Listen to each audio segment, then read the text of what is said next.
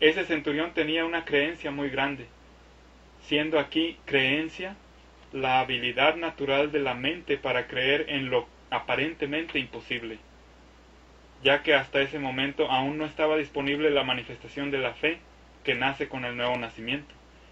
Si ese centurión creyó a tal grado y recibió la sanidad de su siervo, ¿cuánto más no tenemos nosotros ahora, que tenemos una manifestación del Espíritu, una de las evidencias del Espíritu, que es fe?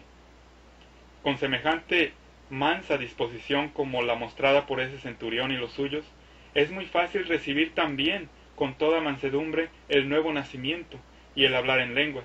Jesucristo simplemente le dijo al centurión: ve, y como creíste, te sea hecho. 7 palabras solamente. Ve, y como creíste, te sea hecho. En Mateo 8:13. En este caso Jesús ni siquiera necesitó tocar o ver al enfermo mismo. Jesús percibió o recibió la revelación de Dios de que el centurión, sus amigos y sus siervos y su siervo enfermo estaban identificados a tal grado que la gran creencia necesaria para sanar estaba presente en todos ellos. Previamente el centurión romano había enviado a unos ancianos de la religión judía para que estos mismos imploraran la ayuda de Jesús. Lucas 7, del 3 al 6. Es decir, el centurión estaba haciendo todo aquello que estaba a su alcance para lograr la sanidad de su siervo amado, por parte de Jesús, que Jesús lo sanara. Leyendo este registro completo, querido lector, querido vidente, te darás cuenta de que la intención inicial de Jesús era la de ir personalmente a sanar al siervo enfermo. Jesús ni le oró a Dios para que Dios mismo sanara al siervo enfermo, ni siquiera indicó Jesús que debía de esperar hasta recibir la revelación de Dios. Jesús sabía del poder que ya tenía por parte de Dios, ya que Jesús le había dicho previamente al centurión: yo iré y le sanaré. Mateo 8:7. Era Jesús y la voluntad de Jesús la que decidía, no Dios mismo. Era Jesús quien debía de tomar la acción necesaria para sanar a los enfermos. Esa autoridad se la había dado Dios. La autoridad se la dio Dios. La aplicación de esa autoridad es responsabilidad nuestra, como lo era de Jesús. Era Jesús quien tenía la seguridad de que les sanaría, aun sin necesidad de conocerles personalmente, como lo vemos en ese relato. Entonces, el centurión le indicó a Jesús que no era necesario que fuera hasta su casa, que simplemente con que Jesús diera la orden, desde donde quiera que Jesús estuviera, sería necesario y suficiente para la sanidad a distancia de su siervo amado. Jesús se admiró de tanta creencia natural, que ni aun en Israel había sido vista por él. Mateo 8:10. Esa creencia del centurión inspiró a Jesús, a tal punto que le permitió comenzar a profetizar en relación con el fin de los tiempos, cuando los gentiles creyentes, cual es el centurión, sus amigos y su siervo sanado, se sentarían con autoridad al lado de los primeros patriarcas de Israel, al lado de Abraham, Isaac y Jacob, reemplazando incluso a los propios ciudadanos israelitas que no creían. Mateo 8, del 11 al 12. El siervo del centurión romano, sin siquiera haber visto o escuchado a Jesús, sanó en ese mismo momento en el que el centurión y sus amigos recibieron y creyeron en la orden dada por Jesucristo. Todos ellos creyeron en la respuesta afirmativa de Jesucristo.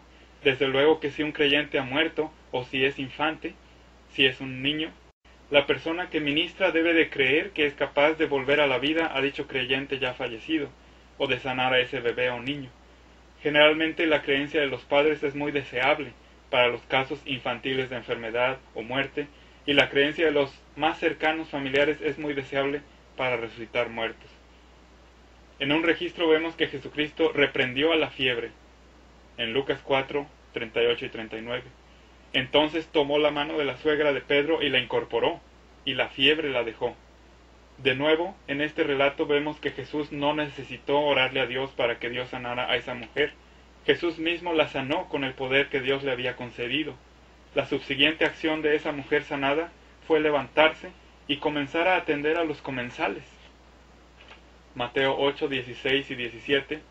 Y cuando llegó la noche, trajeron a él muchos endemoniados, y echó de ellos los demonios con la palabra, y sanó a todos los enfermos, para que se cumpliese lo que fue dicho por los profetas, por el profeta Isaías, que dijo: Él mismo tomó nuestras enfermedades y llevó nuestras dolencias. Esos endemoniados y enfermos fueron llevados a él porque los familiares y los enfermos o los endemoniados mismos, los enfermos, cuando estaban coherentes, conscientes, ellos mismos tenían un gran deseo y confianza de que si se les llevaba a Jesús, si se le llevaba a Jesús esa clase de pacientes, entonces Jesús sería plenamente capaz de sanarlos. Y Jesucristo los sanó y los libertó a todos, no solamente a muchos, como en el caso de Felipe, sino a todos, ya que ni uno solo de ellos fue pasado por alto, y lo mismo hicieron sus discípulos, en Hechos 5:16. Jesús no necesitó de implorar o rogarle a Dios para sanarles, Él simplemente lo hizo con la autoridad que Dios le había dado, y nosotros tenemos la misma autoridad dada por Dios, nuestro Padre.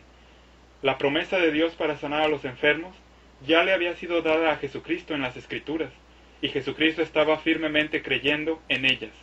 Isaías 53:4. Así hemos de hacer nosotros. Como igualmente la misma promesa ya nos ha sido dada a nosotros.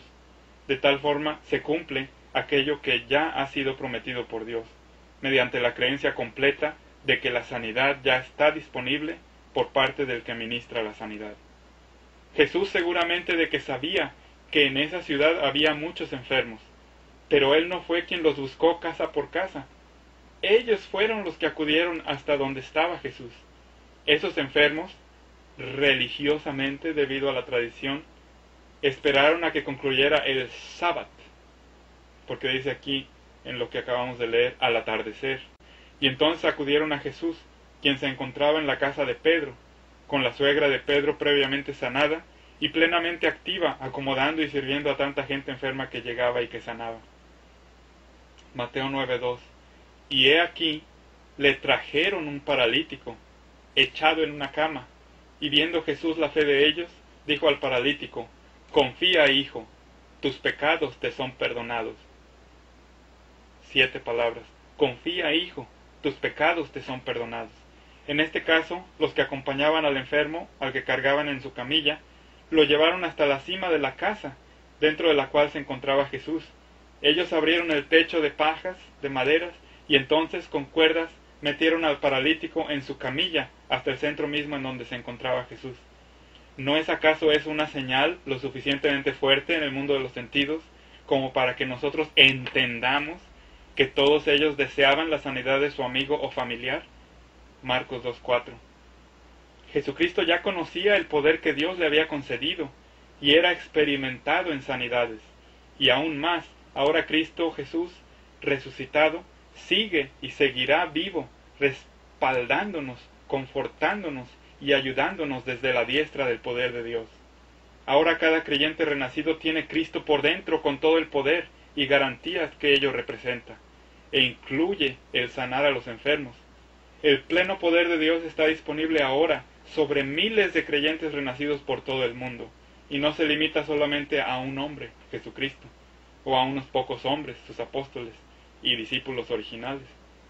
Jesús no necesitó orar y pedirle a Dios que sanara al enfermo, o que le diera revelación para ver si era posible o si estaba disponible sanar a esa persona. La voluntad sanadora de Dios ya estaba allí en su corazón, así como su autoridad para sanar estaba en su mente. Era también evidente a sus 5 sentidos que esas personas creían intensamente que Él las sanaría, y si no creían lo suficiente así como para sanar, bueno, en ese caso Jesucristo se tomaba el tiempo que fuera necesario para hablar con ellos, para que por medio de sus palabras y de sus acciones inspiradas, pudiera edificar en ellos la creencia requerida para que recibieran su sanidad. Jesucristo fue capaz de discernir mediante sus 5 sentidos y acompañado de la revelación de Dios y de ver la gran creencia de las personas que deseaban la sanidad para ellos mismos y para alguno de sus amigos o familiares. Al ellos tomar la acción para estar en la presencia de Jesucristo y entonces poder ser sanados. Adicional a eso, Jesucristo fue capaz de recibir revelación de Dios, si es que era necesario, para saber qué decir. Por ejemplo, Jesús comenzó a sanar al paralítico con simplemente decirle: tus pecados te son perdonados. Mateo 9:2.